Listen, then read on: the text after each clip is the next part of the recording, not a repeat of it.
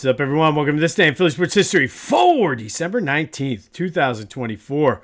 I'm your host, Jim Montgomery. Welcome to a Thursday edition of the podcast. Before we get into today's episode, a quick programming note. We're entering the holiday season. Between Christmas and New Year's, things really slowed down a lot. There will be games and things like that to cover.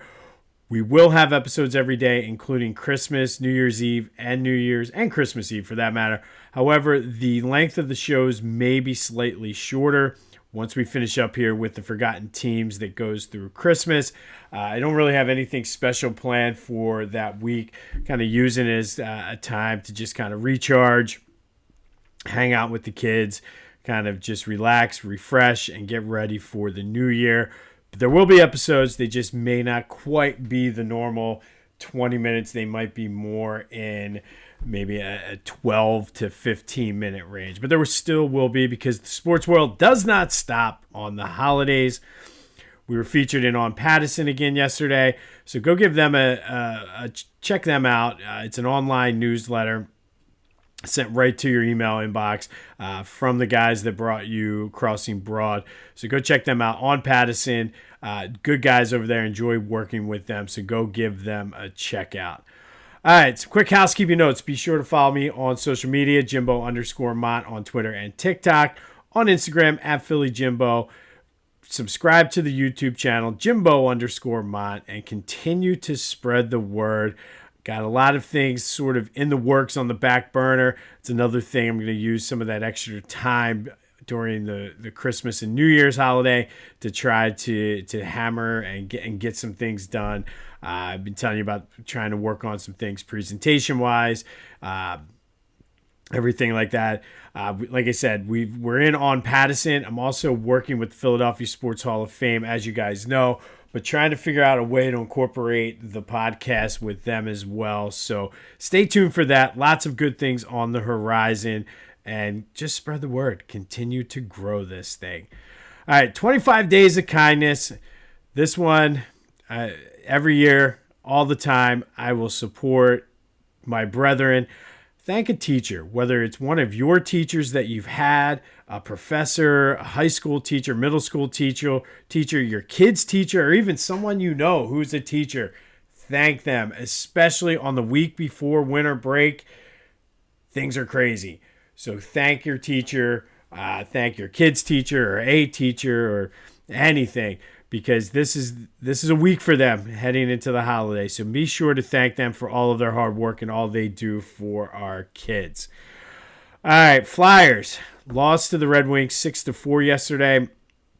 They got down early, battled back to tie it up at 4, and then Patrick Kane, our old nemesis, hit the go-ahead goal, and then they added an empty netter.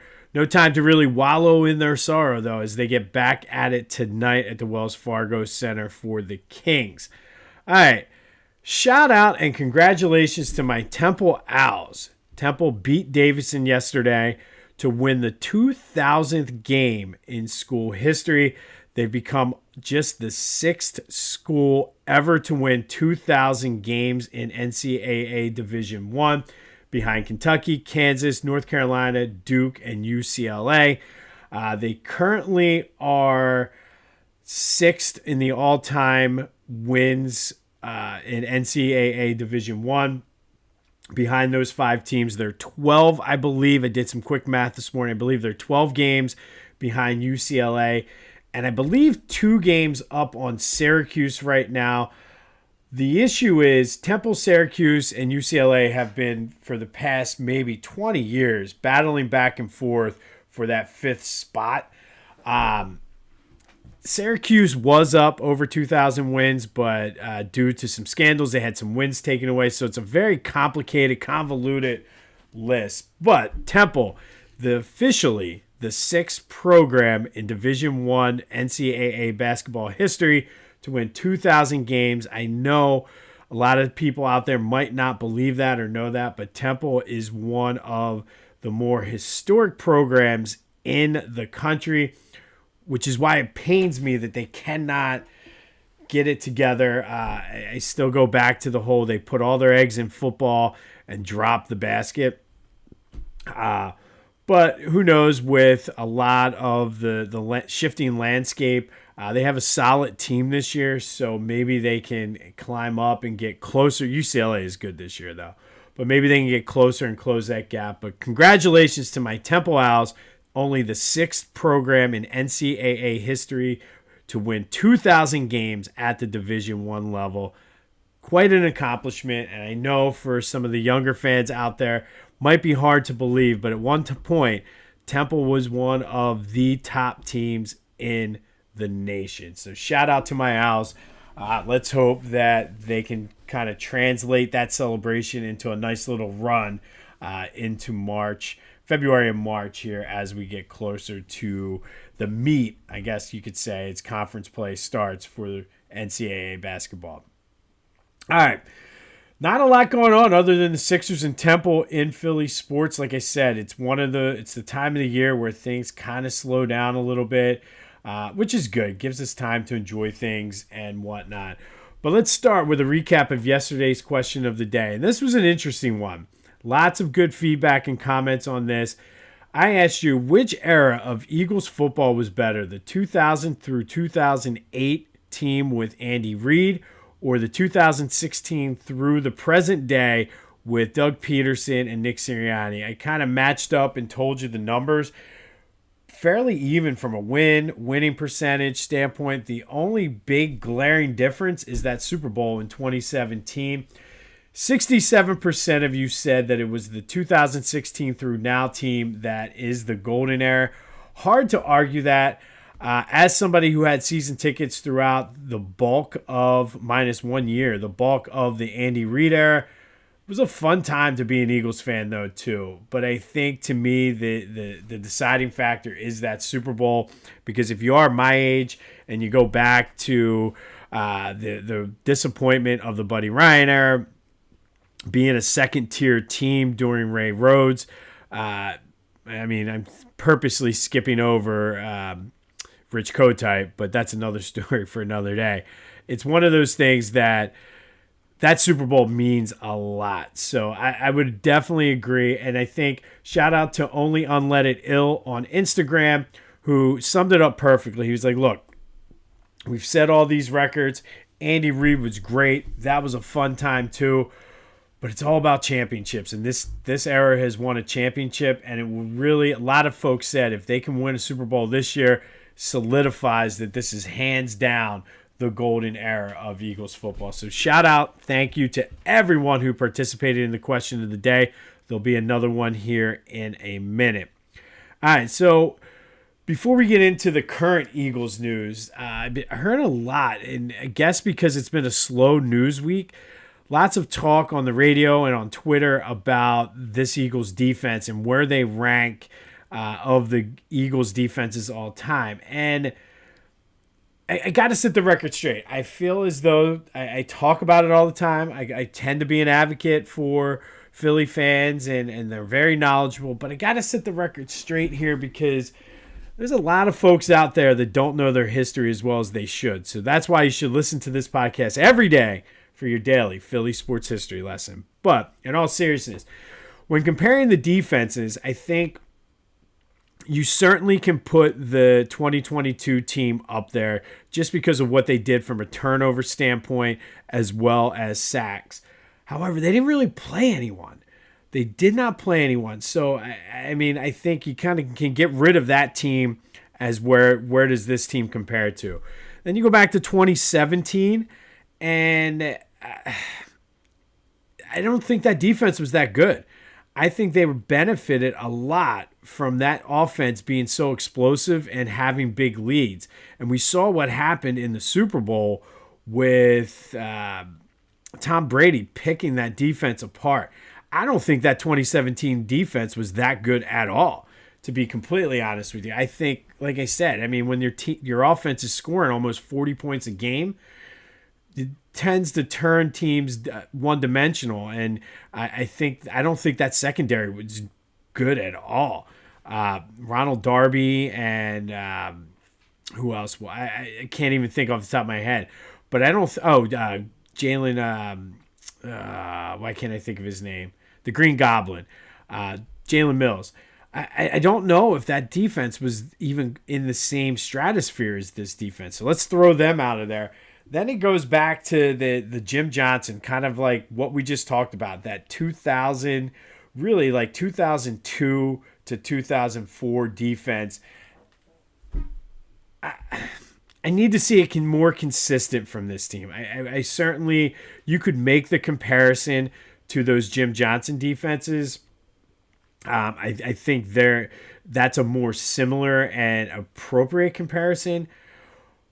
But what I'm finding is a lot of people need to read up on their history. And if you listen to this podcast, you know where I'm going with this. That 1991 defense, and even if you throw in the rest of the Buddy Ryan era, like, there was an all-time defense. So this team is not even close to that level yet. Not even a little bit. And I was listening to the overnight show, it's called, John Johnson on WIP while I was at the gym this morning. And there was a caller who, it just irritated me. And that's why this is why I know the purpose of this podcast, it's needed. Because this guy was talking about that defense and how great they were, but comparing it to this team, he was like, that offense didn't do well. Randall Cunningham didn't do anything. And every now and then he'd make a good play, but there wasn't they didn't play well off of each other. Randall Cunningham didn't even play that year. Randall Cunningham blew out his knee. Had Randall Cunningham play, we're having a whole different conversation about that defense. So it's just important to make sure you know your facts. So if you know somebody who needs to kind of get brushed up on their Philly sports history, send them my way. But in all seriousness, though, with the defense, I think this is probably right up there with those Jim Johnson defense. I'm not even going to disrespect the 99 or the 1991 defense with even trying to compare them to this, because that, to me, they're the greatest defense ever assembled. And you can argue with me all you want, you'd be wrong. But just wanted to point that out. So make sure you're telling your friends who may need a little bit of a refresher in their Philly sports history to listen to this podcast every day. All right, Eagles-Washington. And I don't know if this was a smart move by Brian Robinson Jr. or not, but I saw that he was interviewed and said, well, we're not scared of the Eagles. We feel that we're a better team than the Eagles. Oh, boy. I guarantee you at some point this is going to end up in the bulletin board in the Eagles locker room using his motivation as if this team needed to be motivated.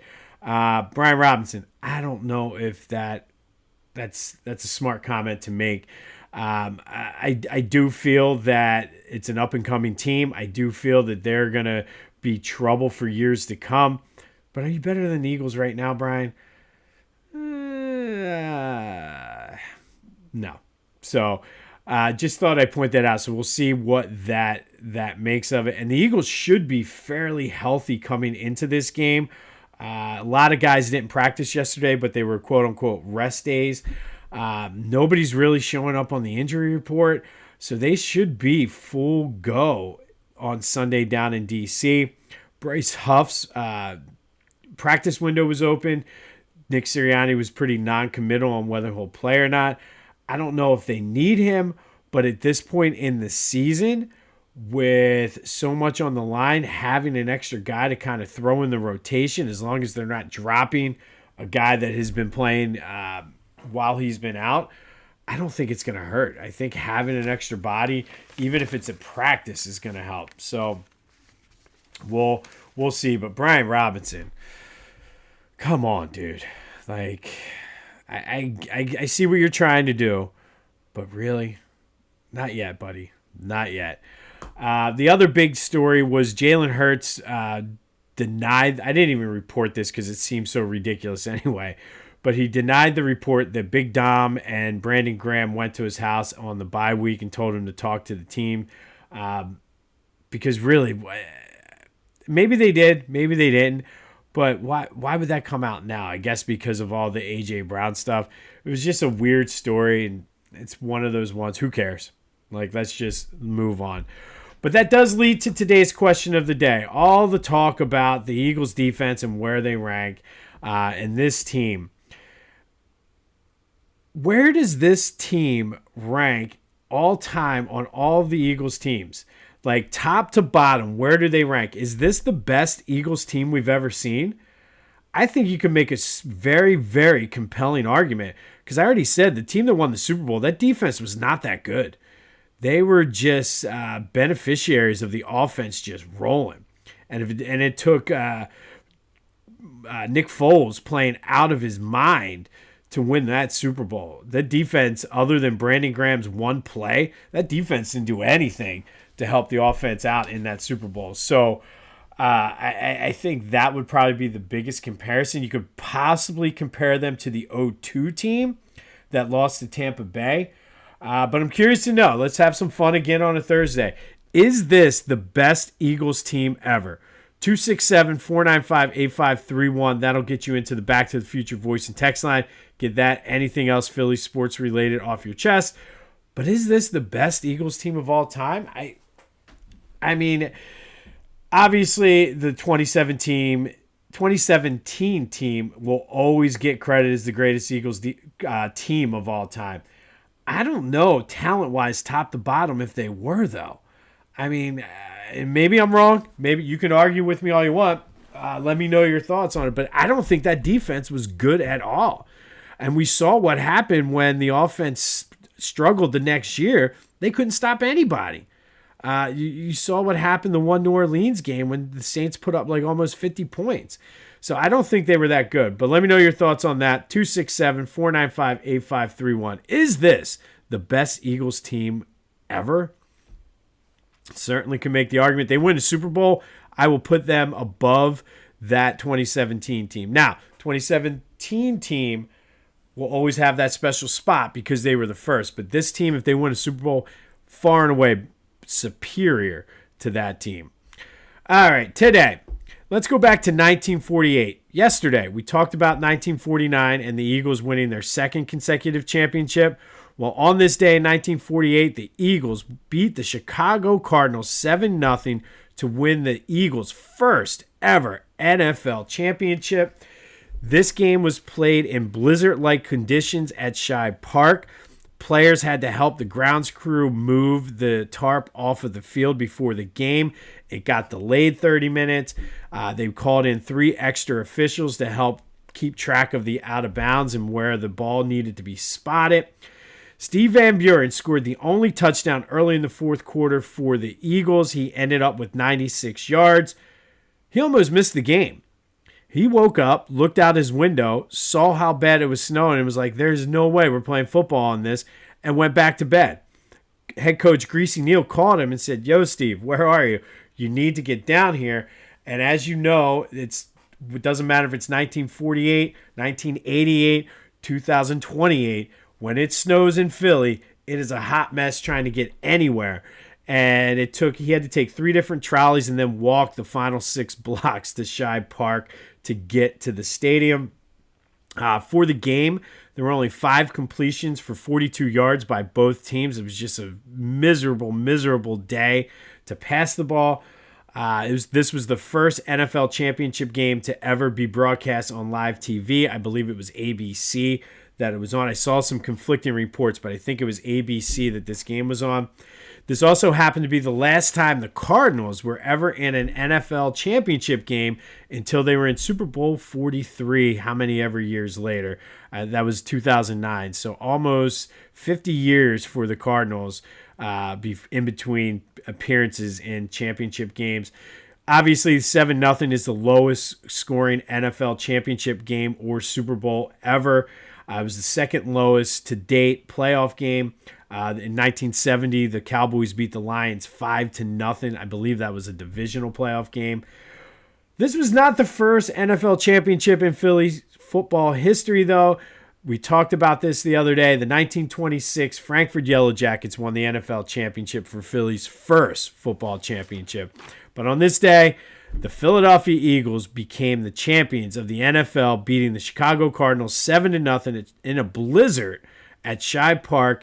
Steve Van Buren with the only touchdown in a game that he didn't even think was going to be played and almost missed the game.